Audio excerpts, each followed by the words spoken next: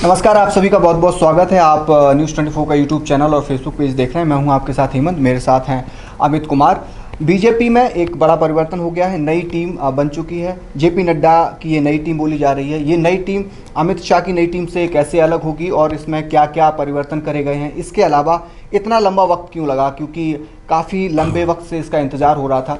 ये हमें अमित बताएंगे, क्योंकि ये बीजेपी को काफ़ी करीब से जानते हैं और काफ़ी सालों से बीजेपी लीड कर रहे हैं, बीजेपी को देख रहे हैं। तो सर, कैसे देखते हैं ये पूरा जो चेंज हुआ है और इस चेंज से क्या बीजेपी को बूस्ट मिलने वाला है? सबसे बड़ी कि 9 महीने लग गए, करीब जनवरी में आधिकारिक तौर पर जेपी नड्डा अध्यक्ष बने और इसका फिर कोरोना काल आ गया और इसके बाद लगातार चीज़ें टलती चली गई। फिर बीच में ये बात हुई कि संगठन में बदलाव किस तरह से होगा। बीच में अमित शाह की तबीयत खराब हो गई, क्योंकि प्रधानमंत्री मोदी अमित शाह के कंसल्ट के बाद ही ये सब चीज़ें आनी थी। लेकिन पार्लियामेंट में भी अभी जब जेपी नड्डा से मुलाकात मेरी हुई थी तो मैंने पूछा था, तो उन्होंने कहा था कि अगले 1 हफ्ते में कर देंगे। अगर टीम देखे तो टीम में बहुत, अगर इस तरह से देखें तो पूरे देश को समाहित किया गया है। मतलब उत्तर, दक्षिण, पूर्व, पश्चिम, नॉर्थ ईस्ट के लोगों को शामिल किया गया है, दक्षिण भारत के लोगों को जगह मिली है।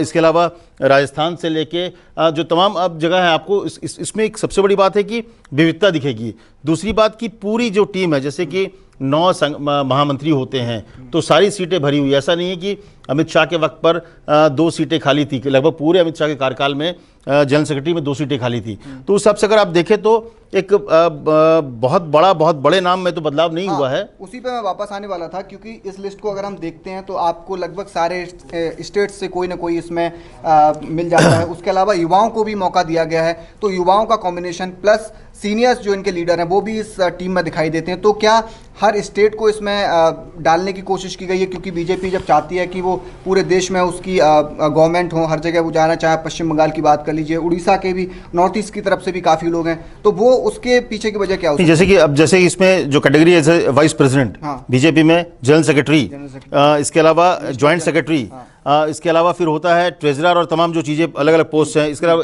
नेशनल स्पोक्स पर्सन, आपको हर जगह केरल से भी लोग मिलेंगे, आपको नॉर्थ ईस्ट कहीं पे नागालैंड से, कहीं मणिपुर से, राजस्थान से, महाराष्ट्र से, तो हर राज्य को कोशिश की गई। और सबसे बड़ी बात कि अगर आप देखें तो 3 जो पूर्व मुख्यमंत्री हैं, चाहे रमन सिंह हो, वसुंधरा सिंधिया, रघुवर दास, उनको संगठन में, हालांकि वसुंधरा और रमन सिंह पहले ही आ गए थे, लेकिन क्योंकि चुनाव अभी झारखंड में लास्ट ईयर हुआ तो इसके बाद तीनों मुख्यमंत्रियों को, जो पूर्व मुख्यमंत्री उनको संगठन में डाला गया है। इसके अलावा सबसे बड़ी बात कि देखिए, मतलब जो पहले नहीं होता था, आमतौर पे नागालैंड से चुबाओ हैं, उनको डाला गया है वाइस प्रेसिडेंट में। जनरल सेक्रेटरी जो कि सबसे महत्वपूर्ण होता है, सबसे अगर कहा जाए कि पूरे संगठन में जो सबसे बड़ी ताकत होती है और जिसको आप कह सकते हैं कि जो जेपी नड्डा या फिर जो भी अध्यक्ष होगा, उनके आंख, नाक, कान, जो भी चाहते हैं करवाना पार्टी में, वो जनरल सेक्रेटरी की तरफ से होता है। तो इसमें आप क्या बदलाव देख रहे हैं? क्योंकि अमित शाह की टीम में और जेपी नड्डा की टीम में, जनरल सेक्रेटरी में आपको क्या चेंज और क्या बदलाव नजर आ रहे हैं जो मेरे ख्याल से बहुत इंपॉर्टेंट होने वाले? नहीं, सिर्फ 3 लोग जो पुराने लोग में थे, उसमें सिर्फ 3 लोग जो हैं उनको फिर से जगह दी गई है। भूपेंद्र यादव हैं, अरुण सिंह है और कैलाश विजयवर्गीय। हालांकि कैलाश विजयवर्गीय नाराज चल रहे हैं। जब से प्रधानमंत्री, अगर आपको याद हो, उनके बेटे को देखा गया था टीवी में बल्ले से एक अधिकारी को मारते हुए, और उसमें प्रधानमंत्री ने कहा था कि किसी का भी बेटा उस तरह की चीजें बर्दाश्त नहीं करेंगे। इसके बाद से थोड़ी सी उनकी नाराजगी चल रही है, लेकिन इसके बावजूद उनको सिर्फ और सिर्फ बंगाल के इंचार्ज हैं वो, और बंगाल चुनाव अगले साल होना है, तो इसलिए उनको ये 3 लोग हैं। इसके अलावा जो 4 बड़े चेहरे थे उनको ड्रॉप किया गया है।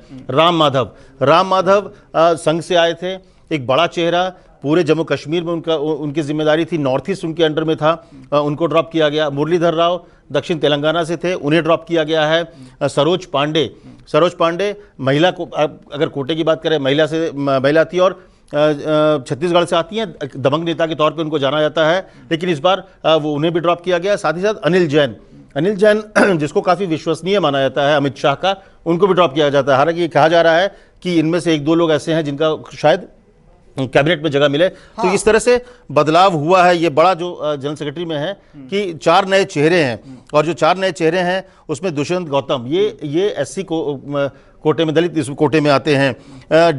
पुरंडेश्वरी है, ये आंध्र प्रदेश से आती है, क्योंकि दक्षिण को भी जगह देनी थी, क्योंकि इससे पहले राम माधव और मुरलीधर राव थे। इसके अलावा एक सीटी रवि करके हैं, एमएलए हैं, ये कर्नाटक के हैं, और तरुण चुग ये पंजाब से आते हैं, और असम के नॉर्थ ईस्ट से भी दिलीप सैकिया को जगह दिया गया है। तो अब सिर्फ 3 लोग पुराने हैं, इसके अलावा 5 नए चेहरे हैं जनरल सेक्रेटरी में। तो आप कह सकते हैं कि इस लिहाज से जो टीम है वो एकदम अलग है। और अगर उसके राज्यों के हिसाब से देखें तो जनरल सेक्रेटरी में राजस्थान, उत्तर प्रदेश, मध्य प्रदेश, दिल्ली, आंध्र प्रदेश, कर्नाटक, पंजाब और आसाम, तो जो महत्वपूर्ण जगह है नॉर्थ ईस्ट, साउथ वेस्ट को आप देख सकते हैं, तो उनसे जोड़कर जनरल सेक्रेटरी की टीम बनाई गई है। आपने अभी जो मंत्रिमंडल की बात बोली कि शायद इसमें से किसी को मंत्रिमंडल में रखा जाएगा, काफी दिनों से ये बात हो रही थी कि जब संगठन में परिवर्तन होगा तो आपको सरकार के कैबिनेट में भी मंत्रिमंडल में भी कुछ फेरबदल मिलेगा। तो आपको क्या लगता है, एक तो क्या फेरबदल होने वाला है, दूसरा क्या इनमें से कुछ लोग जिनको टीम में नहीं रखा गया है उनको मंत्रिमंडल में लाया जा सकता है, कुछ ऐसा फेरबदल देखने को मिलेगा? क्योंकि ऐसा बोला जा रहा था कि ये दोनों शायद साथ होने, ये सबको हम लोग को बहुत दिन से इस बात की उम्मीद थी कि जब भी होगा दोनों साथ होगा। तो ये जेपी नड्डा ने कहा था कि पहले हम संगठन में बदलाव करेंगे। तो मुझे लगता है कि पीएमओ से या फिर ऊपर से इस बात को गो अहेड का मिल गया होगा, तभी हुआ, और बहुत जल्दी मुझे लगता होगा बदलाव होगा। और जैसे मैंने कहा कि डॉक्टर अनिल जैन बहुत ही विश्वासी लोगों में से रहे हैं, और उनके कामकाज को लेकर भी महत्वपूर्ण थी। जो भी इन 3 साल जो अमित शाह का था, उसके दौरान जितनी भी पॉलिटिकल रैलियाज हो, प्रधानमंत्री की हो या बड़े काम हो, तो उनको वही देखते थे। तो कहा जा रहा है कि उनको शायद मंत्रिमंडल में जगह मिल सकती है संगठन में से।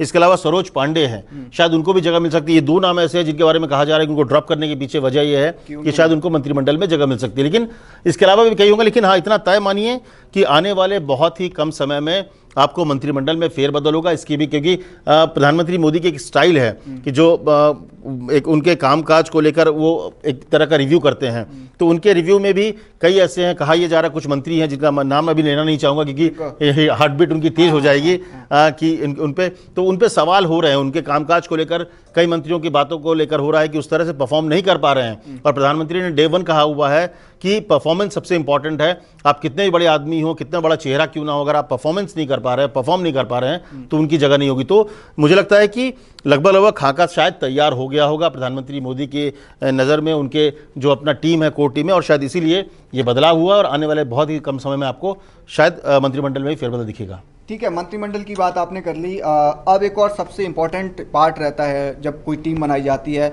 मीडिया। क्योंकि आप चाहे सोशल मीडिया की बात करें या आप डिजिटल मीडिया की बात कर लीजिए, मीडिया की टीम बहुत इंपॉर्टेंट होती है। तो इस बार मीडिया की टीम में क्या बदलाव है और किस तरीके से मीडिया, क्योंकि बीजेपी का जो मीडिया ग्रुप है वो काफ़ी स्ट्रांग माना जाता है। हर इलेक्शन की आप बात कर लीजिए, तारीफें होती हैं कि भाई इनका मीडिया मैनेजमेंट बहुत अच्छा है। तो इस बार अमित शाह टीम से नड्डा की टीम में क्या परिवर्तन नजर आता है? देखिए, बहुत बड़ा बदलाव नहीं है। अच्छा। क्योंकि जो मीडिया इंचार्ज थे अनिल बलूनी, उनको फिर से बनाया गया है, वही है। उनके साथ जो कोऑर्डिनेट कर रहे थे संजय मयूख, एमएलसी हैं बिहार के, उनको फिर से रिपीट किया गया है। तो आप मीडिया में बहुत बड़ा बदलाव नहीं दिखेगा। लेकिन हाँ, अनिल बलूनी की जिम्मेदारी बढ़ गई है, उन्हें अब इंचार्ज के साथ साथ प्रमुख प्रवक्ता बन गए हैं वो। लेकिन साथ में एक अच्छी चीज यह है कि एक बड़ी लंबी चौड़ी फौज हो गई है।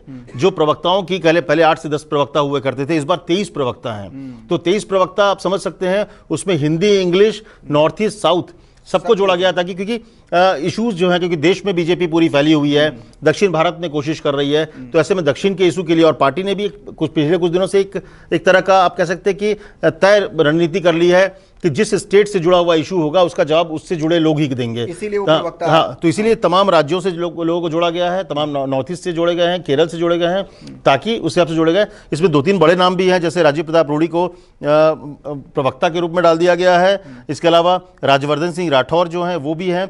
हिना गावित, अगर याद हो आपको, महाराष्ट्र से हैं वो, पिछले बार सबसे युवा सांसद थी 2014 के चुनाव में, तो उनको भी इसमें शामिल किया गया है। जफर इस्लाम है जो नए आए हैं, टॉम वडक्कन जो कि कांग्रेस छोड़ के आए थे, उनको भी ऑफिशियली प्रवक्ता के तौर पर केरल से डाला गया है। तो इस तरह के नलिन कोहली वगैरह पुराने लोग हैं, संबित पात्रा तो होंगे ही।